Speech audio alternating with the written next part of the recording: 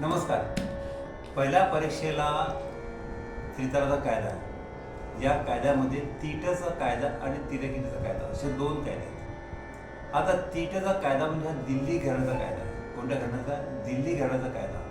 आणि दिल्ली घराण्याच्या कायद्यामध्ये काय वैशिष्ट्य आहे? दो उंगलियों का माज म्हणजे मधलं बोट आणि तर्जनी या दोन बोटांच्या साह्याने पूर्ण कायदा वाचायचा. मग आता हा कायदा वाचत असताना धा धा ती ट तीट दोन बोटांवर वाजले. धा धा तू ना ता ता ती ट धा धा धी ना. बघूया.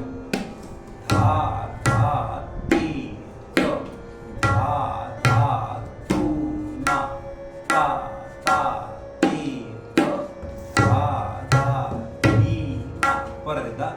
धा धा तीट निकास बघा. ती ट धा धा ती ट धा धा तू.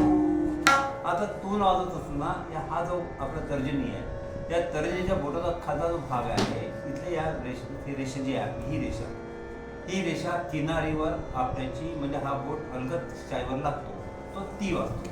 हा. धा धा ती ना ता ता ती धा धा ती. याचं वैशिष्ट्य असं की हात न उचलता तीट वाजवायचा, संपूर्ण कायदा वाजवायचा. बघा.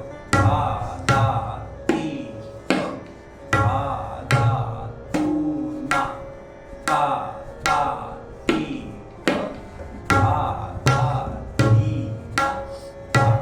मग याचे पट्टे पुष्कळ करता येतात.